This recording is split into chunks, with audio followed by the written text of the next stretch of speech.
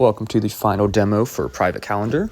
My name is Ryan. Unfortunately, the rest of the group could not be here today to show the demo, but I have some talking points from them instead. So at the beginning of our first sprint, the functionality we had was this month view in front of you.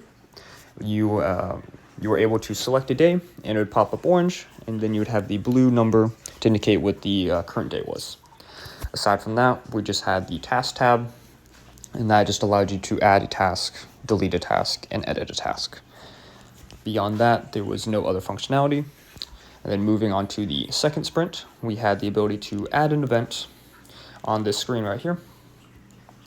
And it did not persist over reloads, but you could have a basic event and it would just show up below. Along with that, we had the skeleton for the week and the day view, which is mock data. Now, moving on to the final sprint, we have a couple of different features that I'll demonstrate right now.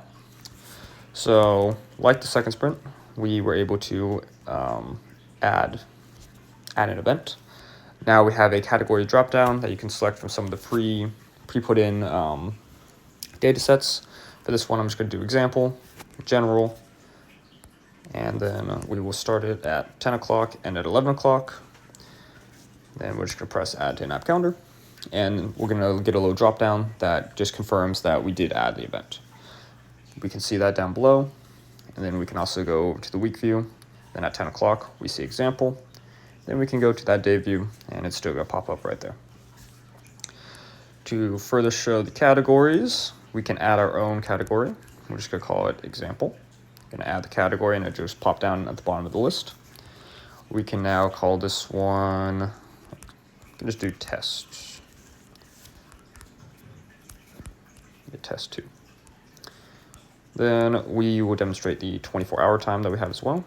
We would do 2100 hours or 9 o'clock, and then 2200 hours or 10 o'clock. Click on the little dial, add the event. It's going to give our confirmation. We see it down below here. We can go to that week view, and we can see it down there as well. And then the day view, pop there as well. On the month view, we're going to see two little dots to indicate that there are two events. We can also go and add a different event over here. Call this one test 3. We can name this one private, add it over here.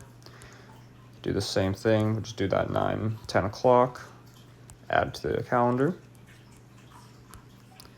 Get our little confirmation. And then we'll see it over there. We'll see the event only for the day right here. And then for that day, we're now on Thursday, so it's just that test 3. In the week view, we can see it on both days. You can still scroll to different months. And you see the same type of data. And then we will go segue to Liam's task tab right now. All right, so we are going to look at the task tab now. Unfortunately, I was having a couple issues on my phone with it freezing after adding an event. It's all merged into main. Everything was working for everyone else. Unfortunately, they weren't available for the demo, but Liam has sent over a video of him demonstrating the different functionalities of the task tab. Then I'll just go over and explain the details of it. So right now he's just going to do a mock event for an exam.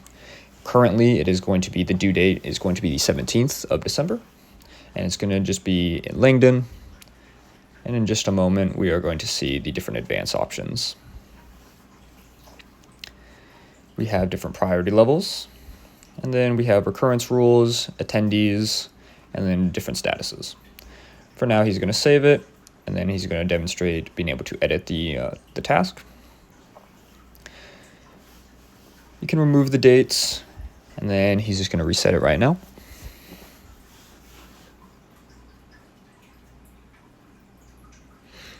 As noted, the defaults for both the start and the end date will be the current date.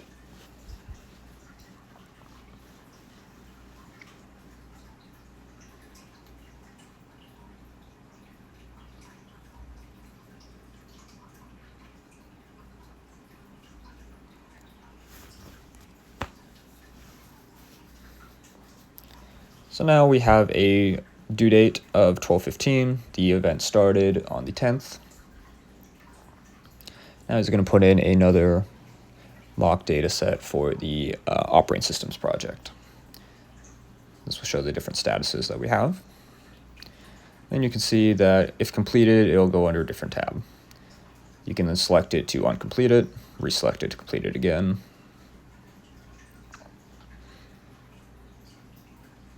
And then remove it altogether. All right, that concludes our demonstration. Thank you for watching. And I forgot to previously note, but like being able to delete the tasks in the calendar, you are also able to delete events. Thank you.